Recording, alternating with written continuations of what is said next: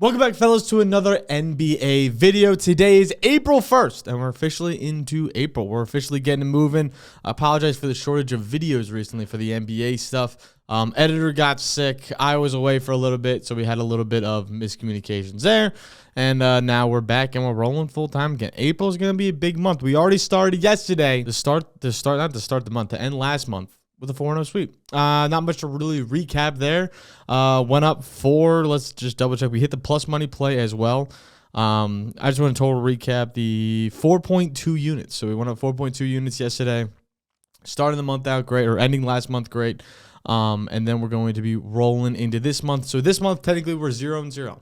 You know, April 1st, 0-0. The sweep is now behind us. Let's make sure we sweep today.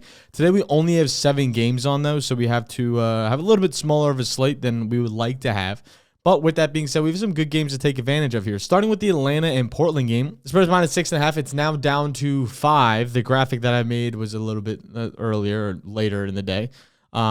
Yesterday, so it's a little bit outdated now as it's now the morning of the next day. With that being said, though, Trae Young is playing in this game. Looks like Anthony Simons is playing in this game, or Simmons is playing in this game. Everyone else should be pretty much active in this game, if I'm not mistaken. This Atlanta team is at home. They've been very hot and cold recently. With that being said, I do have a play in this game, so I'm super excited to get into it later. But I am going to be taking Portland here to cover the +5 or +6.5 that you can get it at.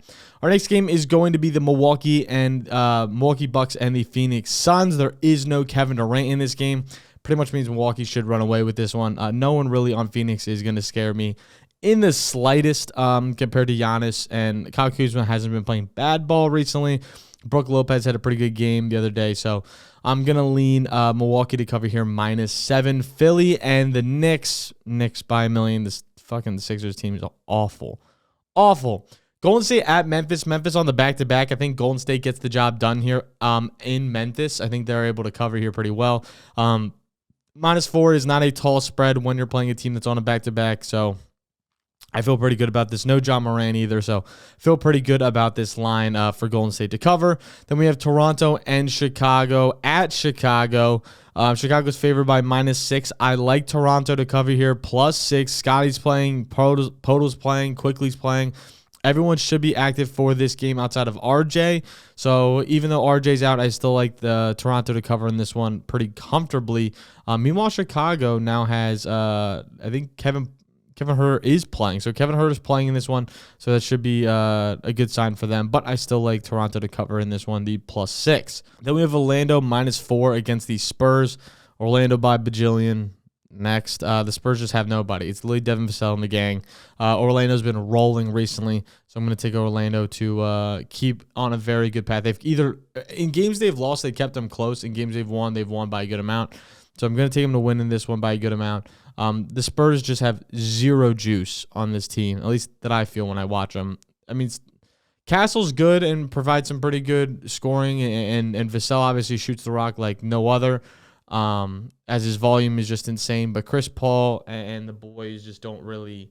Jeremy Sohan is playing the center role right now. So, it's just the whole squad's in shambles. So I'm going to be taking Orlando here for sure. Minnesota at Denver. I like Denver has so much stuff.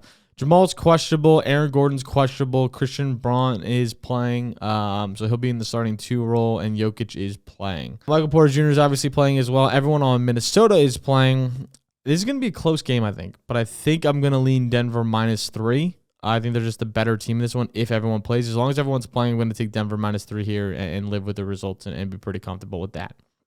That's the slate for today. Let's hop straight into the plays and waste no more time. Starting with Anthony Edwards in that Minnesota and Denver game to go over 3.5 3-pointers made. I love this spot for Ant. Denver this season has led the 3rd most 3-pointers made to opposing shooting guards, as well as the 4th most 3-pointers to shooting guards at home. 6 of the last 8 shooting guards to face this Denver team have also gone over on the 3-point lines this season. And himself is averaging 10 3-point attempts per game in the past 10 games. When playing 30-plus minutes, that turns into 12 3-point attempts per game. And he's hit over this in 2 or 3 games versus Denver. Seeing some crazy volume. 14 3-point attempts and 12 3-point attempts. He saw 8 3-point attempts in the middle game there in the 2 of the 3. That also was because it was an absolute blowout of a game. So I don't really regard that, as I think today should be pretty close. And again, has been cooking this season. 3 of the last 5 games, 61% of games this season. He's just become a true shooter on this team. Some people look at him as one of the best shooters in the league now, which is crazy. I saw some NBA interviews go around. They're like, oh, who's one of the best shooters in the league? Obviously outside of Steph. One of the best shooters in the league. And then they're like, oh, well, Ant's playing like an unbelievable right now. I'm like, what the fuck? Anthony Edwards. It's kind of it's kind of crazy. But yeah, no, I like Ant to go over 3.0. Should have a very good volume. Should have a great matchup.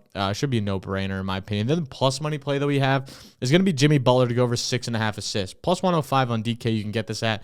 He's been dishing the rock on Golden State since he's arrived. He's hit over this line in 7 of the last 10 games this season and is averaging 7.4 assists per game. And in those games, he's averaging 15.1 potential assists, which is just more than enough volume. Anytime we can get over the half of the potential assist out of the assists we need, then we're flawless. So we need 7. 14 would be a double. We'd want those potential assists around there. But he's seeing already 15.1 potential assists in the past 10, so we love that spot. Memphis has allowed 7 of the last 9 power forwards, which is what Jimmy is playing, to go over on their assist line this season. Memphis also allows the 3rd most assists to above the arc shots, which is where 36% of Jimmy's assists come from. Obviously, Steph Curry, most likely. So yeah, that's a great spot. Great matchup. Should be a high volume where the spread is only 5. This should be an elite pick. It should be a close game. I get Memphis on the back-to-back, so there is some blowout potential, but I think this game is pretty close, and Jimmy is able to dish the rock here as he's become one of the primary ball handlers in this offense. And then our last pick is going to be Trae Young to go under 11.5 assists. This feels like a lot of people are going to be like, oh, but we just cashed the over. Oh, but he's been going off. He just had 19 assists, blah, blah, blah. Yeah, well, this is a tough matchup. Portland is one of the best matchups versus point guards this season, and they allow the 2nd fewest assists in the past 10 games, as well as the fewest assists in the past 20 games. Trae, when playing Portland earlier this season, only recorded 14 potential assists. Remember what we said about potential assists? 14 potential assists to get 12 assists, not a very good ratio. And 8 total assists, which is just not enough volume, obviously, to hit over this line. 12 of the last 15 point guards to face his Portland team have gone under on their assist lines this season. And if Trae is only seeing 14 to 18 potential assists, he's pretty much guaranteed to go under this line. In games where Trae Young has gone under 18 potential assists this season, he's hit under this line in 91% of games. So in games where, again, I'll say this one more time, in games where he sees 18 or fewer potential assists, he's gone under 11.5 assists 91% of the time. So we should be getting an early read, a great read of this one. We're getting it -110 on ESPN Bet, so we have good value there. I love this read for today. As long as he doesn't have to see some like random spike in volume, which he hasn't against Portland in the past, and Portland is one of the best versus point guards. I feel great about this spot, and I love the under. Again, we're coming off a 4-0 sweep, so hopefully we can keep that rolling here today. I feel really good about these plays. I think they're very simple plays. We also have our MLB plays out on the live stream that you guys will see before this. So if you missed those MLB plays, make sure to go back and check that out.